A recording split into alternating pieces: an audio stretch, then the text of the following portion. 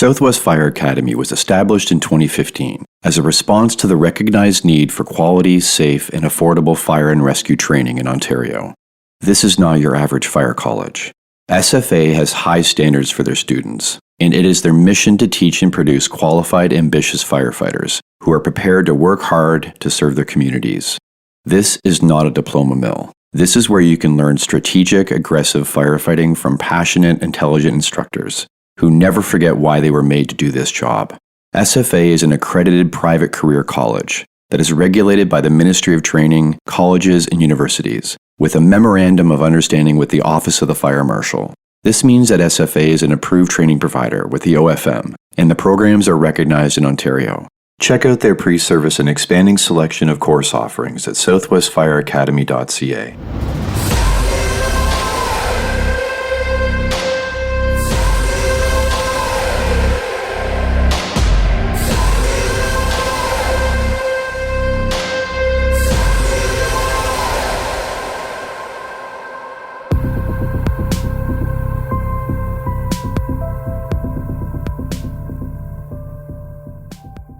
Hello everyone. Welcome to episode 94 of Multiple Calls. I'm Scott Hewlett. A strong work ethic, a deep faith, an open mind, and a steadfast moral compass to quietly remind us of who we are meant to be are trustworthy companions as we travel down paths along our journey. Throw in a few people that see potential in us and are willing to give us a chance, and exposure to things that ignite passion within us, and you have the makings of a story worth living to tell. One of the most powerful ways to help others is to unabashedly be seen and heard as you are. The commonalities and uniqueness of who we are is what at the same time help us feel connected and accepted. Here's my chat with Kevin Pfluger. Let's start at the beginning and tell me where you grew up and tell me about your family. Yeah, I grew up in a small town south of San Antonio called Floresville, probably a community of about 5,000 people. So kind of a smaller community, kind of everybody knows each other, kind of a mix of country, white people, and a very big Hispanic community as well, partially because we're down in South Central Texas, and then south of San Antonio, the south side of San Antonio is very much of a Hispanic community. And so there's a lot of relation being associated there. So, but yeah, that's where I grew up in Floresville, lived there till I was probably 23, 24 or so. My family, really good. I'm very fortunate. I grew up with great parents, extremely high standards, very successful. My dad graduated from Texas A&M, and so those family standards were kind of just there growing up. So I'm fortunate that I had those, because if I didn't in my life, I don't know where I would have ended up. Looking back, those standards were big because I for sure wanted to live up to them, and I felt that influence from them. I still chose to do very stupid stuff in my life, but because of those standards, I felt like I always knew I was going to be something successful. So extremely thankful for that. And then what I'm extremely thankful as well, I did grow up in a church. My parents from the get-go had me in a church. We went to a Lutheran church.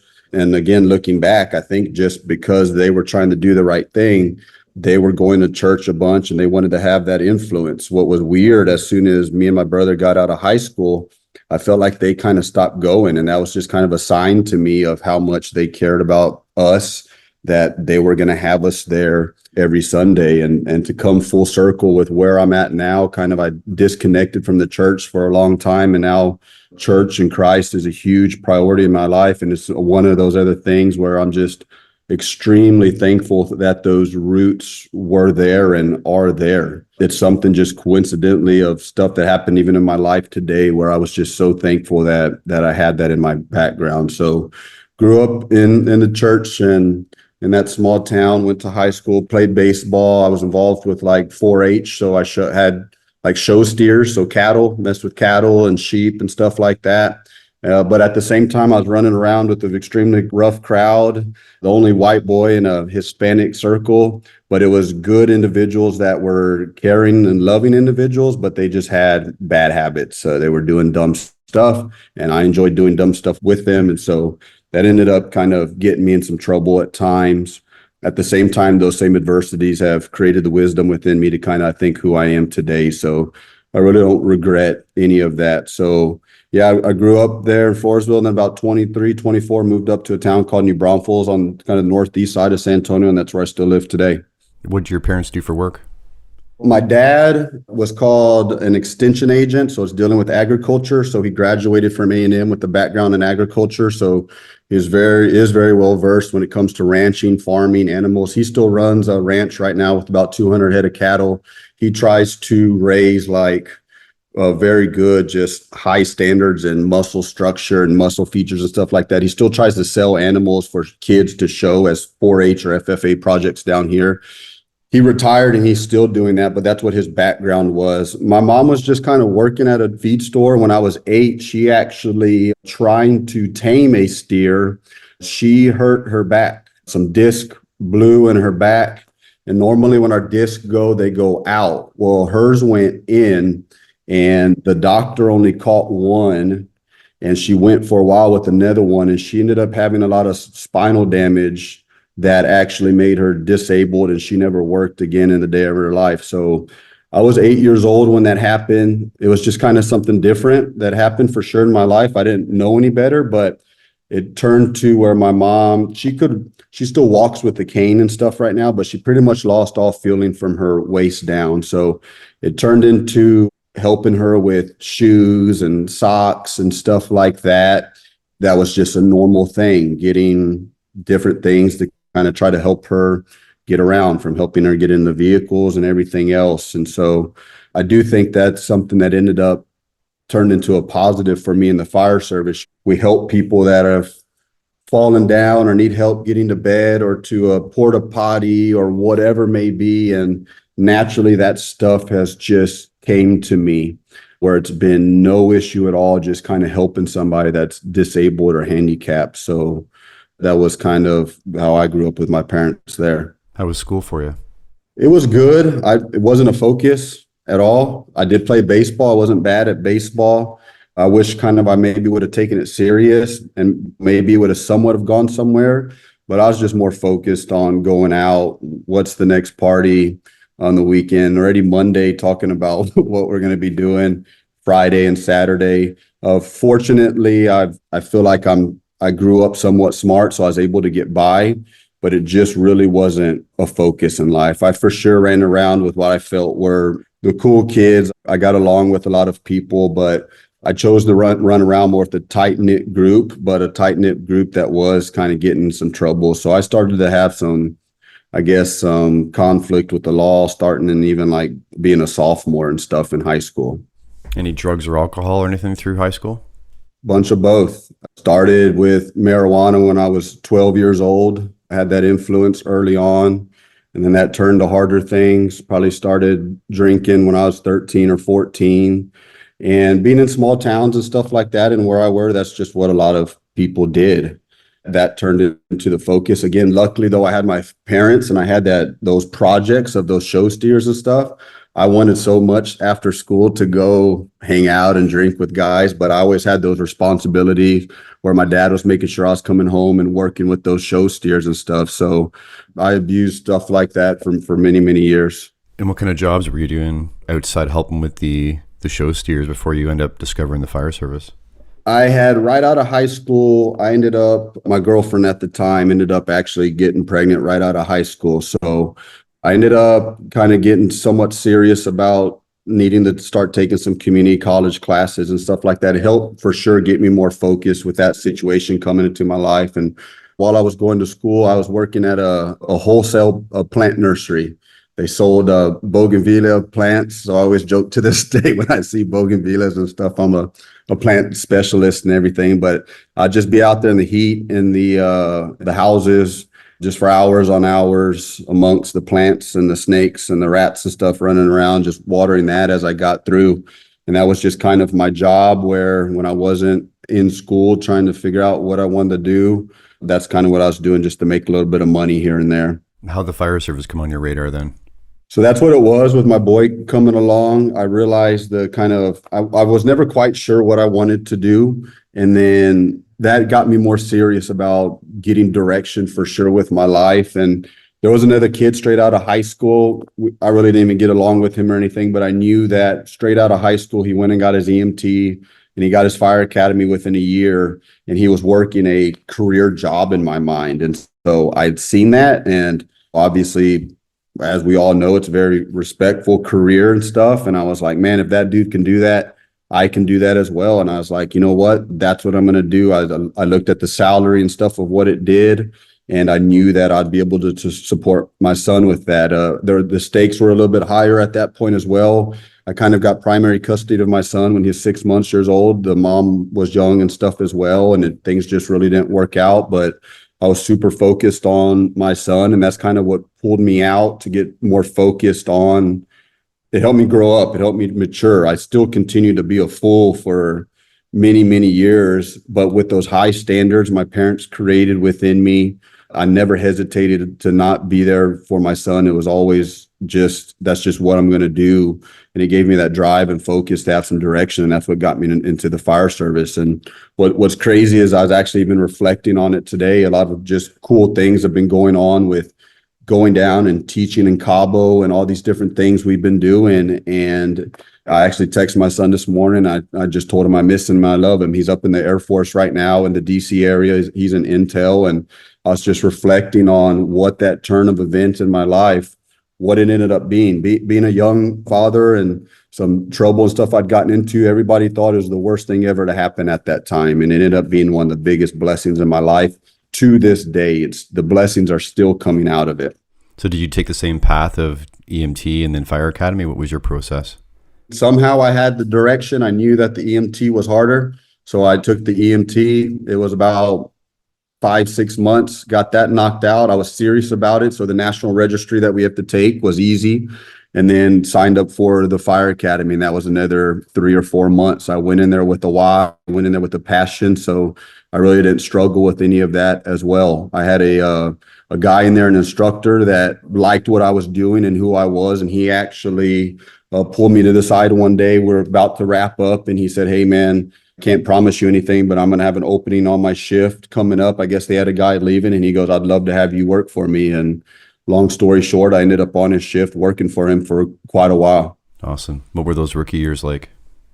They were good. There's a lot now looking back. I didn't know what I didn't know. There wasn't a lot of positive influence on that department from the outside. So I was just being taught their way of the way they've always done it. But with my drive and my passion to prove these guys who I am and the why with my son going on, I for sure feel like I came in as a go-getter. At the same time, there was a guy on my shift that kind of stuck his neck out for me as well that I knew growing up through high school that helped me get on the job. And he was more of a senior firefighter on my shift. And he had a reputation of being a very educated, skilled guy. And they pretty much told him, hey, you train Kevin, you take care of Kevin. And with this situation, what it was, I came in just 100% serious, and he helped lay a very, very solid foundation for my career. I'm very fortunate to have that influence to fall straight into that, because as we all know, it's just not always there for everybody. So it was cool. I gained a pretty good reputation pretty quick for being squared away and understanding what I was. And it was a great start to my career for sure. When did you start to realize and know what you didn't know? When did your world start to open up to what's out there with the fire service? For sure. Once I started going to outside trainings and stuff like that, that really wasn't something that was pushed. Things just weren't as popular and as, I guess, common either. I don't know, 2005, 2006 timeframe. So all these micro conferences and trainings and stuff weren't out there from the get-go as the typical just FDICs out there and other stuff like that. And I wasn't on any type of social media or anything like that back then. And so it went a good little while. I know Nozzle Ford was for sure a big influence. Probably taken Nozzle Ford now 8 or 9 times. Took that, maybe I was 3 or 4 years in. Some guy had actually gone to that on my shift, and they came back just like everybody does and says, hey, this is the next best thing. We should all be doing this. And my officers obviously didn't go. So just like anything else, they didn't buy in. Those guys actually showed me the Bible that Aaron Fields kind of hands out with that. Explained everything to me, and I probably got in that class the next year or so. And then I was like, oh, shoot, man. Just like anything, I realized I had a lot of ignorance. The light bulb turned on, And I just fell in love with that stuff specifically. So since I realized that, it was like, okay, well, what else is out there? So went to a ladder class, got some tips and tricks from that and everything else. And it really started that career of going to outside training. Do you guys run engine ladder, or are you? No, being a smaller department, we kind of have to do it all. We'll kind of cross staff vehicles, ladders in our area, kind of a lot more go to mutual aid. But the thing is, even though we're responding on an engine, we have ladders on the truck. We could easily be assigned to do a search or something off of an engine in that area. So overall, we've kind of always had the aspect of being able to do it all. That's just kind of what I grew into. I never had the whole truck engine aspect or that divide and stuff, which is cool. Even to this day, I'm glad about that, because in general, I feel I'm a very well-rounded firefighter because of that. How'd you get involved with instructing? That was something that just opened a door on its own. These teams and cadres and stuff that are in our area, I never knew of them. That's all real new with MV Fire and these teams that are going on. If they were there, I didn't know of them, and I don't think they were ever there. So really, with these teams that kind of popped up, ended up just being a bunch of guys that are all very similar, like-minded, good individuals that we've all known each other because we've all worked hard for a long time. And just chatter started to kind of pop up like, man, one of us is going to have to start a ladder class one day or start an engines class one day. And eventually through MV Fire, a guy said, you know what, let's start an engine ops class. And so that kind of picked a team of some hand-chosen individuals that got going. The No Quit RIT that Tom Hollick does, that was actually come more of like a private class for the northeast side of San Antonio, a class that's been done for like 11 years. And Tom took that to Matt Valdez with MV Fire as well and said, hey, man, I have this class. If you want to take this on the road, we can. I didn't take Tom's class until probably about 3 years ago. And pretty much how they do it, when you go through his class, the cadre sometimes just votes on an individual when they come through there, where they're like, man, that's the type of guy we want to have on this team. So I was just kind of going through the class because it's mandatory for everybody in our area, and I never taken it. I kept getting looked over. So I just go to take the class, and I'm just moving on with my business. And next thing I know, they're asking me if I want to be a part of it, and it's a full vote to get me in. Same thing with Bears of the Oath. We ended up driving up there a bunch of times. That's like a 16-hour drive to Georgia to go up there. We just had some hard chargers where we drove up there a few times, and building relationships with Shane Bentley and those guys. Just talking to them one night, we dug into some conversation of some engine ops, and one of the guys, I guess I kind of got on a little rant, and he kind of looked around and was like, shoot, this guy's onto something. I think they had recognized up there that that's a very smoke diver influence over there. So they're really big into truck work. They're really big into search. They're really big into RIT. And I think they had already kind of recognized or missing an engine ops component. And so through being up there a few times and building relationships with them in between those conferences, me and Shane have become truly like brothers. Again, they just ended up asking me to come teach engine ops. So it's all just kind of naturally fell into place through hard work. And that's been my formula of success.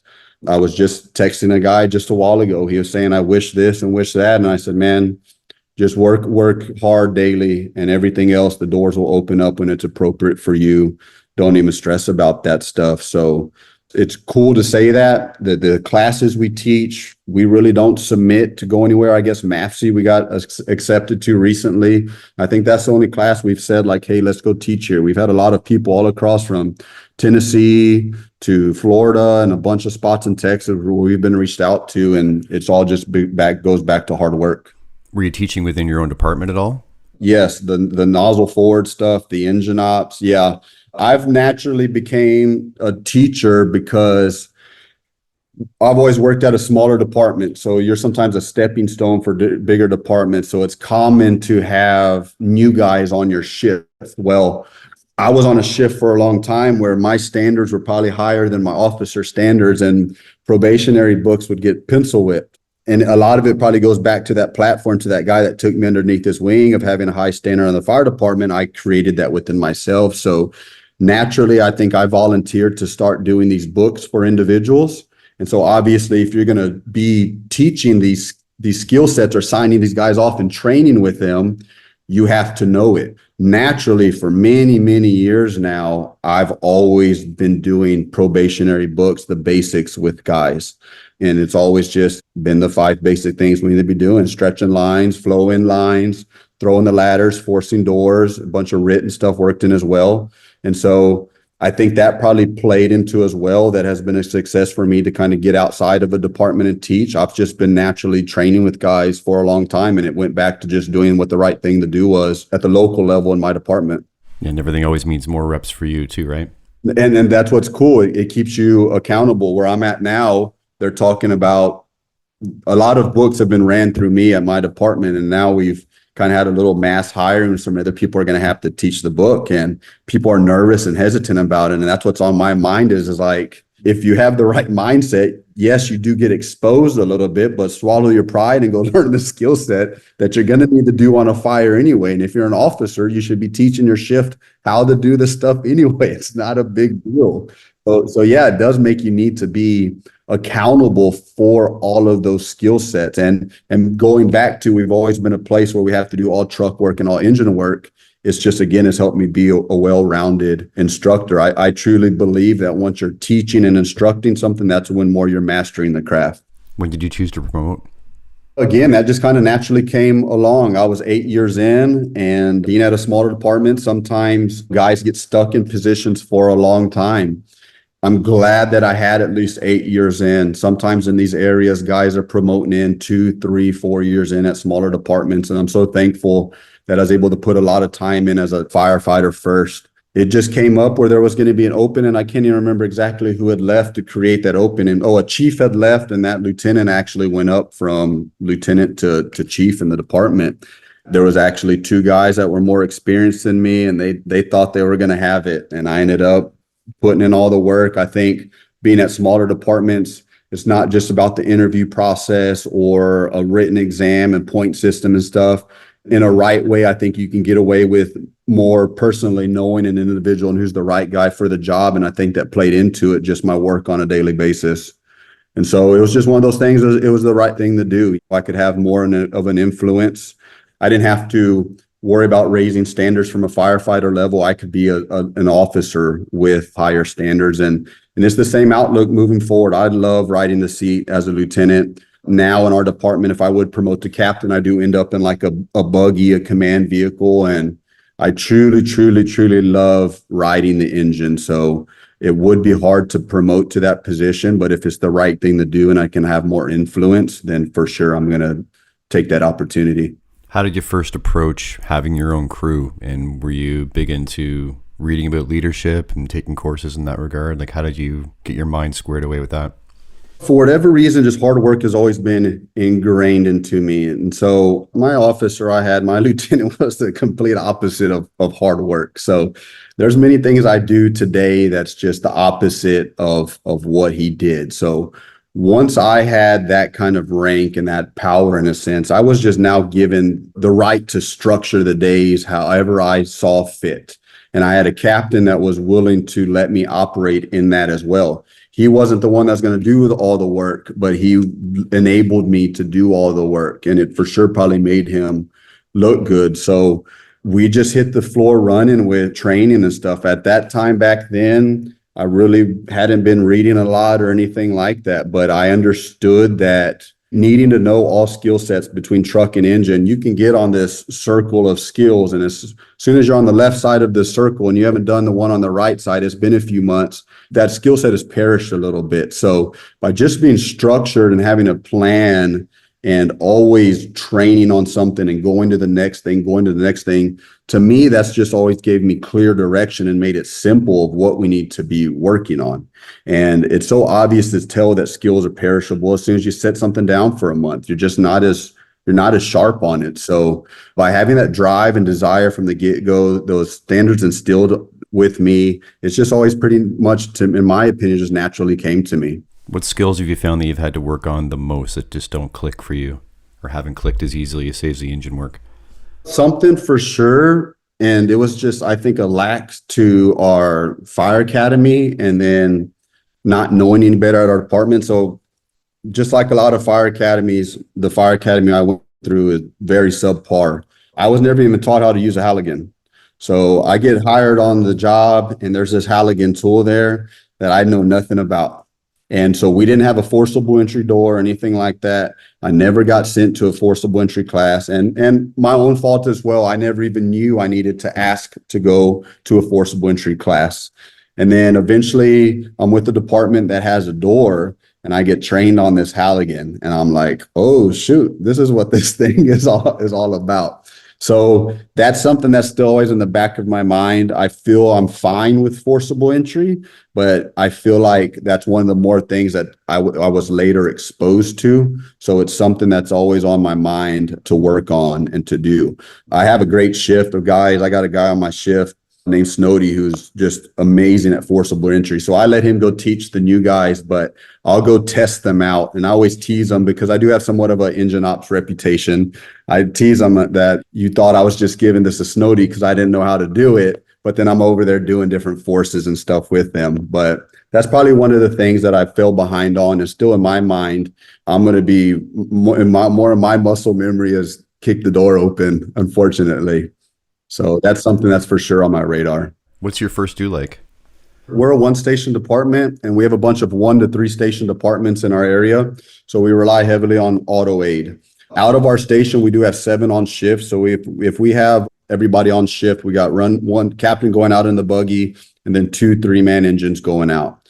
And then we got auto aid coming from 4 other departments that are supposed to be sending 3 guys. So it's not bad how we're situated. It's no different than big city, what I feel in response times. We might be spaced out a little bit more and not always everybody sends 3. Sometimes they send 2, or sometimes they're out on a call and they're delayed and stuff like that.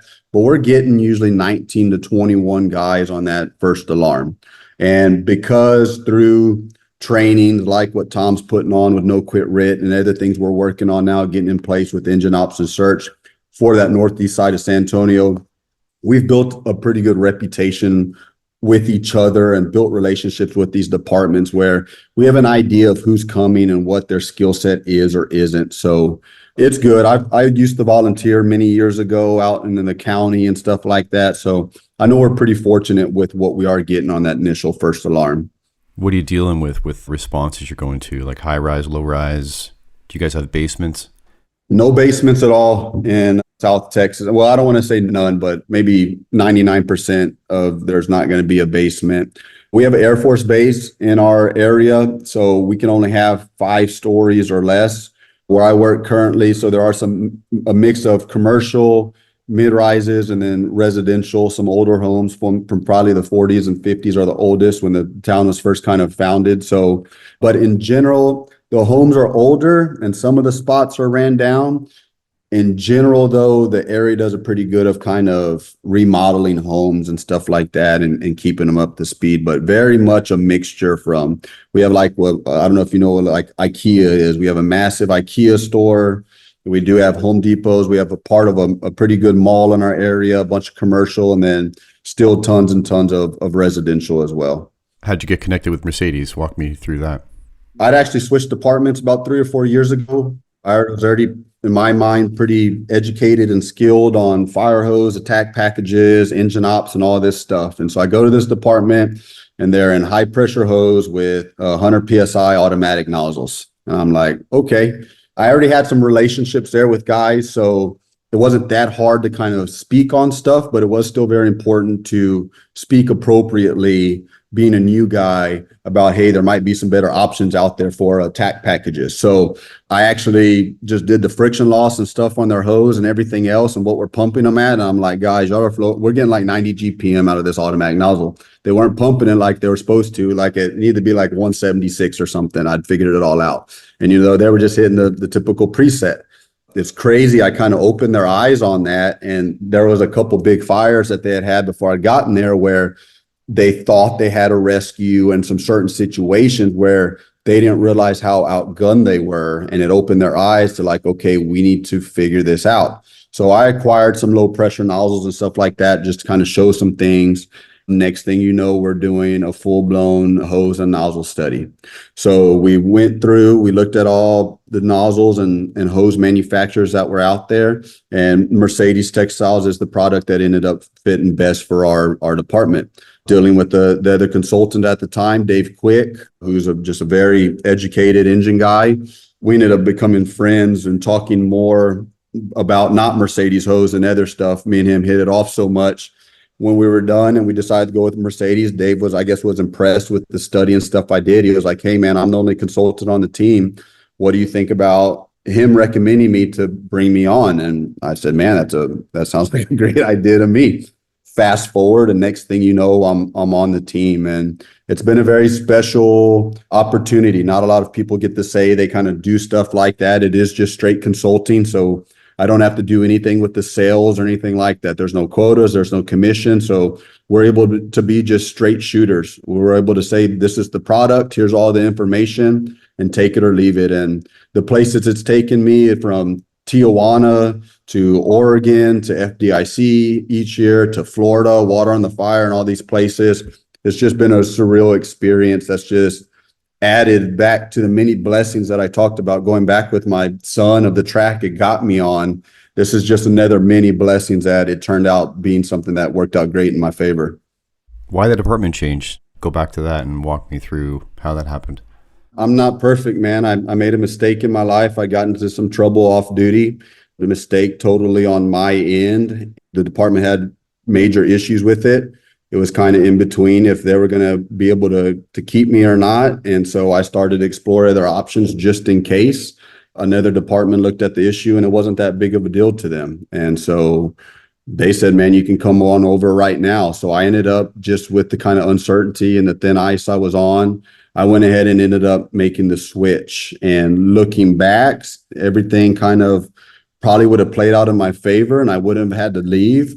But leaving actually opened up this opportunity with Mercedes Hose and these teams of teaching and everything else.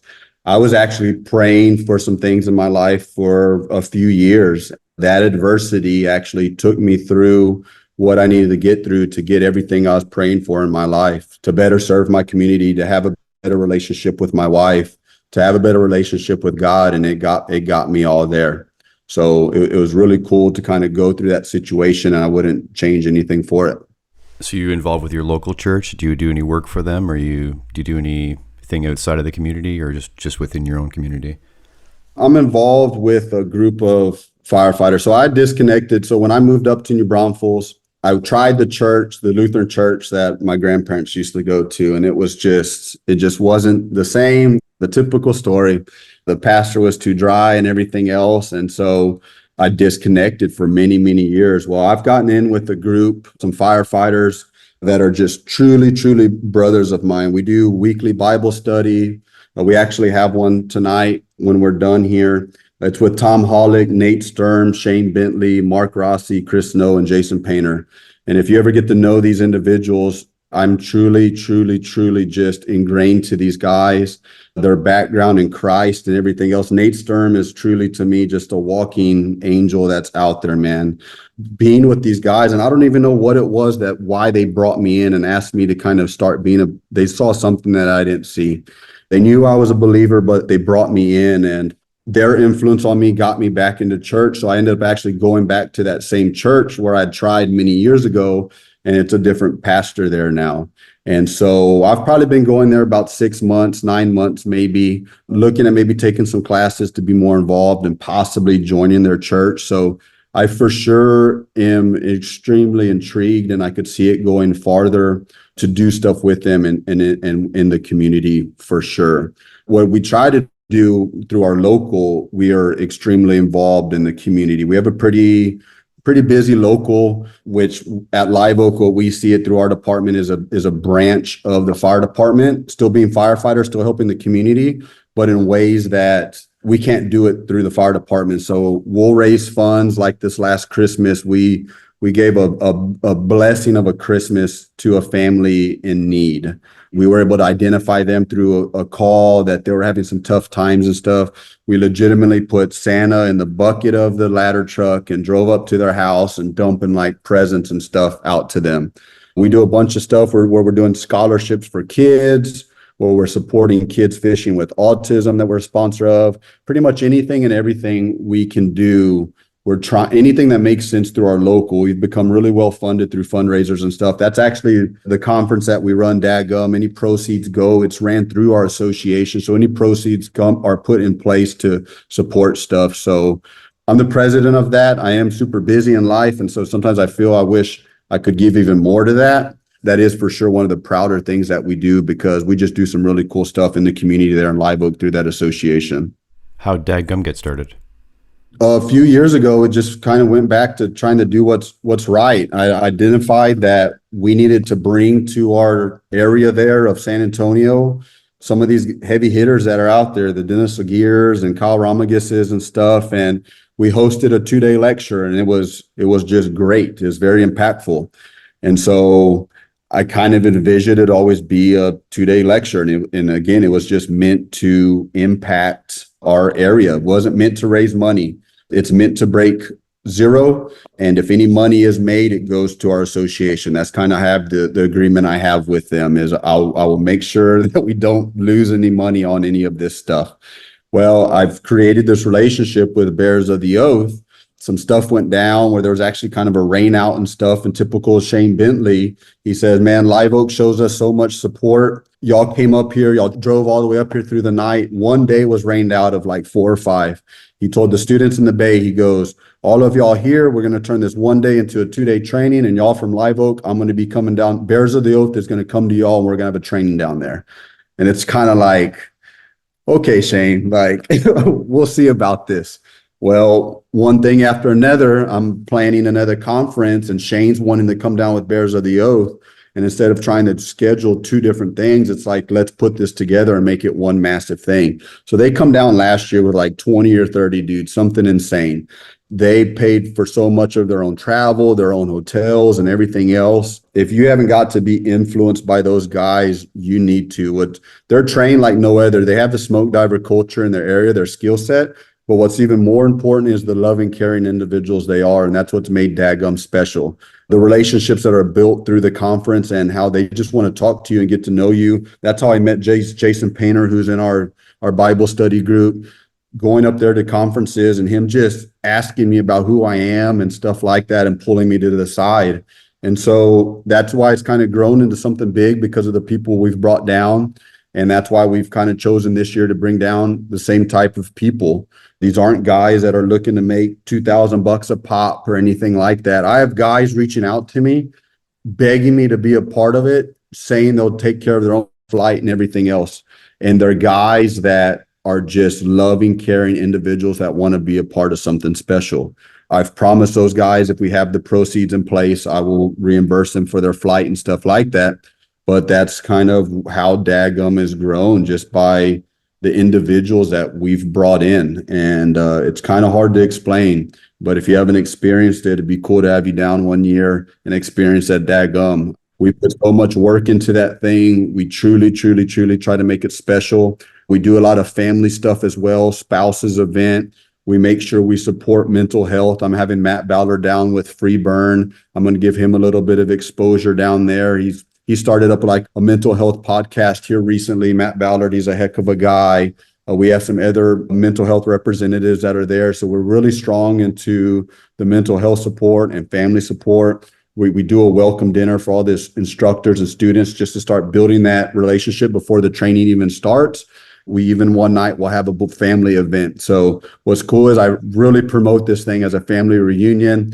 And I've been touching base with students, and I got guys asking me if they can bring not just their wife and kids, but I've been asked to bring a mom, a dad, a grandma, a grandpa, because they want them to come out there and see them training.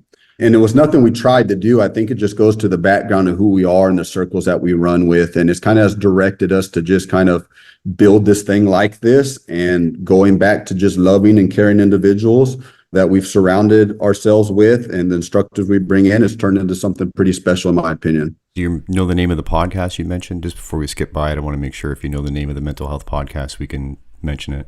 Yep, Free Burn. Again, a heck of a guy. He's coming down.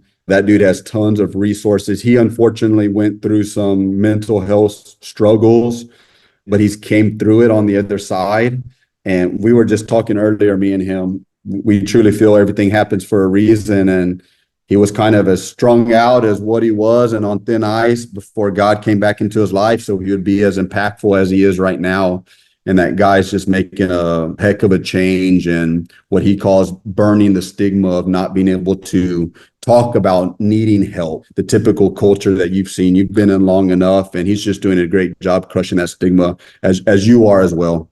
Yeah, listening to you talk about the conference and these cadres and him, it's just so great now that like two things are really cool in the fire service now. And like one would be the building of each other up, like building each other up is part of the culture, not tearing each other down.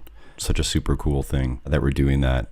And secondly, I think it was always common to hear guys say that, oh, I can't sit in a classroom and I'm hands-on. I got to, get my hands on things. And I think we all agree, like we are hands-on guys. Like we like to do things hands-on, but man, guys love lectures. Like it just has to be the right people and it's just the right topic. It's not liking lectures. It's just the message has to be right. It's funny you say that. So I was in that. And so it's hard for me to even just provide a 2-day lecture because I am the guy that wants to be hands-on.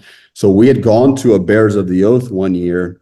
They would do like 1-day lecture, 4 days of hands-on. So we're sitting through the lecture and I'm just like, whatever, let's get through this. Well, a guy canceled on Shane and Chief Andy Starnes steps in and he gives the most impactful lecture I've ever seen in my life. It's called The Ultimate House Fire Yours. I don't know if you've seen that lecture or not. It's actually on our YouTube channel through Dagum. Chief Starnes allowed us. We ended up having him in last year. He let us release that on the YouTube channel. That lecture, I get goosebumps just right now thinking about how impactful it is. And it's really not even too related to the fire service.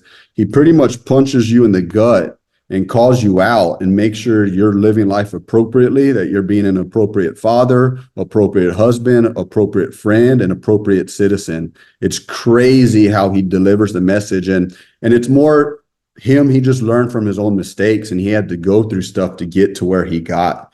When I sat through that and we started to plan something and we knew we wanted to bring in loving, caring individuals, Chief Andy Starnes was at the top of the list and we brought him in as a keynote. That lecture, man, his influence, it's truly, it's my by far most favorite lecture I've ever sat in on. And I was for sure that guy that I didn't care really about lecture, I wanted to get after it. Do you find yourself seeking out those type of lectures now that you've had that experience? Did it open that world for you? Yeah, it's kept me going for sure to not fall back into that mindset, to give anybody a benefit of a doubt that I might pick up something special and influential, because that really impacted my life. And I've now built a very good relationship with Chief Starnes. What people don't know about Chief Starnes, he's behind the scenes on a lot of stuff in the fire service and he wants zero recognition. He's just wanting to do what's right and he's wanting to help the fire service. So I would hate to, out of my own stubbornness, to miss out on an opportunity of building a relationship with a guy like that or be impacted by somebody's story that can alter my life for the rest of my career. He's on the Mount Rushmore in the fire service for me. That guy is just incredible. So you mentioned Mount Rushmore, so that obviously that makes us think of the Fire Vigilance podcast, the weekly scrap, right? So how was it for you to start getting involved in doing podcasts and getting out there and speaking, and how's that been for you? It's been different. I did the weekly scrap a while back. I was super nervous. Corley, actually, we were together when he asked me to do it, and it just did not make sense to me at all. I did not tell him yes right away. I was beating around the bush. It's just funny and cool looking back now, but he went from kind of a humorous behavior to real direct. He goes, not in a cocky way or anything, but he was like, "Are you saying no?" or something like that. And I was like, Corley, I just don't feel worthy at all. I watched so many scraps and looked up to so many of these guys, and I truly, truly feel I'm just a nobody from nowhere. I completely believe that deep in my heart, and to put me on a platform like that, it just doesn't make sense. But I forget who I was talking to, and they pretty much said, believe in what other people see in you. And that really just kind of hit home, and that gave me confidence going into it. So that morning I woke up, I was nervous all the way up until the morning I woke up for that thing. And then I was like, okay, let's do this. So I let all of it come from good intentions. I know how much podcasts have helped me become educated and give me direction in my life. I can tell from people reaching out to me after doing the scrap and stuff that I've been beneficial to other people as well. So it's been an easy path now, knowing that it's helping people. And I know I have good intentions behind it. So it is what it is. I know I'm awkward in my own ways and different things, but if I'm still able to resonate with somebody and be influential and help somebody and build relationships, then so be it. It's all worth it. If I can influence one person to get back on track with Christ or their relationship with their wife, or get them fired up again to be a better officer for their firefighters, then it's all completely worth it. And it makes things super simple. I got to do a lecture recently at a conference, and that was extremely, extremely nerve-wracking. It's a lecture that I've given on a smaller scale many, many times. And I have no problem with it, no nerves at all. And it was a perfect conference to do it. It was a smaller conference, but just going to that conference, I know I didn't fill in all the little tidbits and stuff that I normally would, just being so nervous. But through that awkwardness and everything else, we do grow and get better for it. So I'm still glad it happened, but I was a lot more comfortable the next day being out teaching hands-on and skills. And no nerves at all in front of 10 dudes talking about how to hold a hand line. The people that are the masters, they make it look really easy. Yes. What's especially difficult too is if you put together a presentation or lecture specifically for a conference or for a group, like, and you haven't given it before. It's because you're trying to speak to the audience specifically. So as opposed to just, this is my lecture and I give it the same way every time to everybody, you're trying to like, okay, what do they need? And you try to build something specific. It gets clunky because you haven't done it 100 times, right? Just like learning a skill for the first time. Even though you know how to lecture, it's like riding a bike all over again, because learning how to ride a bike all over again because it's specific. Yeah. So I feel you on that. And the thing is with this one, it was never meant for a conference level. It's meant to go to somebody's department and educate them on engine ops for 20 guys and where to put water, when, and why. So now when it's going to this conference level, and it wasn't designed for that, but that's what the guy was asking for. It was like, all right, let's try this out. But I don't know. It was just weird. And the environment's different too. Maybe you're always giving it in like an apparatus bay, or you're giving it by a burn building. You're outside. You got bunkers on. It's just different. And then you stand there and you got your khakis and a polo, and it's like, okay, go. It's unique. And a lot of the places where that lecture is probably given, you go these places, and this is the light bulb that's being turned on for them. They haven't heard about a lot of this stuff, but a lot of times we go to these conferences let's say for firefighter rescue survey, for an example, you can go to local areas and you can ask has anybody heard about firefighter rescue survey, and nobody's heard about it. But you go to these conferences and training, and these days you're almost getting 100% of people raising their hand. Well, a lot of this stuff I'm going over, a lot of these guys probably have some insight on. So the magnifying glass to me is on more to be sharp with the information. All it takes is one little slip up of wrong information, and then you create some doubt in somebody's heads of how confident you really may or may not be. I just feel you can get exposed in a sense, and a little bit more, where you got to really be sharp with your information. Yeah. And I think like you, I'm never really worried about embarrassing myself or how I may look. It's more of letting people down, of not being able to give them something that they expect. Very, very true. Very true. Yeah. We've been going and teaching in Mexico and stuff here recently. And those guys, I feel, have put so much trust in us, and they're so thankful for us to come. But to me, it's just the complete opposite. Like, you're going to trust in us so much. Like, you've raised the bar so much. I cannot go down here and let you down. And it's just crazy having conversations with these guys, how appreciative they are. And I'm like, no, I'm so appreciative. And you're the one that has entrusted in us. It's walking the talk. And if we're going to post these things and talk about getting out of your comfort zone and growth opportunities, like, that's what this is. It's doing uncomfortable shit. Yep. And that's what I like the most about that conference. Now that ice has kind of been broken, and who knows, to be completely honest, I'm completely fine if I never get asked again to speak at anything at that level. But if that's the door that opens for me, and if I feel it's the right thing to do, at least I've gone through that barrier and I'll be a little bit more prepared and I won't be quite as nervous to do it. That's what's even more awe-inspiring when you watch Fields or Brush or Rhodes or Halton do keynotes at FDIC, and like the Andy Starnes lecture you talk about. I'm going to watch that one, but I already know what I'm getting into, and I'm going to watch that. It's just this beautiful, flawless performance, not for performance sake, but it's art, right? And it's meaningful art, and it has this huge impact. It's a super cool time to be involved in the fire service. Yep, it's the best time ever to be involved, in my opinion. We're fortunate to still be in the game. That's right, yeah. What's coming up next for you? Like, what's on the horizon? Conference is coming up. There's a lot of stuff that goes into that. People don't realize until you actually do something like that, how much work goes into that, especially if you do want it to run smoothly. So through Mercedes and Engine Ops and RIT, there's something on the books every 2 weeks. When we went down to Cabo recently, in their words, that was the biggest training ever in the history of Mexico. And how they did their opening ceremonies and how they ended it with pretty much a small festival and fireworks and stuff, it made a lot of stuff we do here locally very subpar. It made me feel dadgum to be subpar, where I'm like, what in the heck? Do I need to have some fireworks, or what do I need to do to make this thing more special? Right. So going down there was one of those experiences that it's just hard to explain unless you were there. So the team is crazy fired up to be going back to Ensenada. We have formed a relationship down there with some guys, with some very like-minded individuals. They're all about the training. They want to provide free training. They're not trying to burn people. There's people that charge $500 in Mexico to teach IFSTA 7th edition type information, where these guys are all about bringing the tip of the spear information in and providing free training.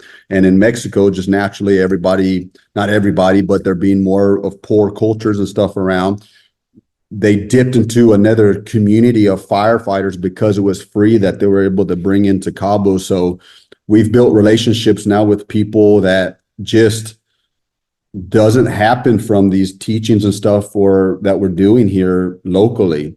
We've had probably 5 experiences now where people they burn a lot down there too. We've had 5 different situations now. I've had people reach out to me and say, hey, what you taught in your lecture about working the stream high and then going low, I didn't get steam burn and stuff like I usually do. So they run a lot of 1/2-inch tips down there, 50 GPM. So there's a lot more steam and stuff in the environment. So it's more important to them to clear that high space first before going low. They've done some other things, showed them the clamp with the 2.5-inch line and stuff like that. They run a lot of 2.5 down there as well. And we've just gotten some positive feedback. So anything down in Mexico is really exciting to the guys, but we got engine ops trainings and Mercedes and all kinds of stuff coming up, which is a great situation to have. How cool is it with how bad things politically are in the world that this stuff just bleeds across borders and you're meeting brothers just, you don't even think about sometimes maybe the border is there. Words can't express how true that is.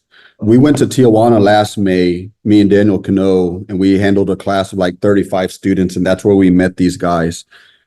Legitimately, they picked us up at the airport in San Diego. Within 5 to 10 minutes, they're teasing me like firemen tease each other in Spanish, having a translator having to tell me that this dude's... He's talking shit. Yeah. And it's being translated to me. We legitimately left there and realized it's a brotherhood without borders. It's funny, I have people reaching out to me. Well, you taught me the Minuteman at Cabo. I'm taking it back to my department, but because they weren't there, they're not biting off on it. The typical same stuff that we see here when somebody goes to the training, but it wasn't the right people. And the examples just go on and on and on. And the pride they have in their community, just like we do, is 100% there. I actually think the Hispanic culture is known to show more hospitality and to be more loving and caring in general. I truly think they might have brotherhood down better than what we do here. I would agree with that for sure. Yeah. That idea, community, just that experience of the fireworks and the celebration, it's just part of the culture. Yep. So it's been even more impactful than when we go down there because of that. But how they care for their community, how their community respects them, it's all the same of like what we're used to. So I truly feel like they're just another fire station, just like you're at where you're at. and I'm at where I am and they're down south of the border. It's just firefighters at a different station dealing with the same problems we got. Yeah. And the same great things. Exactly. So what's funny is actually today I was talking to them. Podcasts have gotten so popular and stuff here. I told them, and these are the right guys to do it. I said, man, y'all should start y'all's own little podcast down there and get that rolling and start interviewing guys across the country. I said, trust in me, y'all might be onto something if you do that. It's fantastic, man. No, I appreciate everything you're out there doing. It's a heck of an opportunity. So we don't take any of that for granted, and it just comes simple, man. It's the right thing to do. So it makes the rest simple. Just do hard work and it all pays off. That's it. I appreciate you taking the time to talk to me, man. I've been looking forward to this. And it's funny when you were talking about the weekly scrap and then that opportunity for me came up, and I had that same thought and experience you had, even more so. And I just very, very grateful how supportive you were in framing it for me and the way that other people framed it for you and encouraging me. So yeah, I just want to say, like, just even publicly, how grateful I am to you for helping me out that way. Yeah. And in my opinion, it went great. I think you freaking killed it. Like, it couldn't have gone any better. And I've already thought a lot about you, but then to, in a positive way, expose yourself to who you are, your thought process, how you think, your standards and everything else. I was just blown away, man, in such a positive way. So it made me even be more happy to have a relationship with you and know who you are and feel more comfortable even with just talking with you and building that relationship in the future. Whoever's in your circle around where you're at and in your department and stuff, they are extremely fortunate. I know that for sure. Thanks. That means a lot to me, man. Another great benefit of this time we're in now, to have these brothers pop up and connect and become part of your family, and you feel part of this massive fire service and not just your own department. So yeah, so many brothers I haven't actually been able to have a handshake or give a hug to yet. It gives you something to look forward to if you can eventually get some time to travel and connect hand to hand and talk in person. So this is a great step towards that, man. I'm glad we had the time to do this. Yes, sir. I completely agree. Thanks for coming on, man. It really means a lot to me. All right, brother. Talk to you soon enough.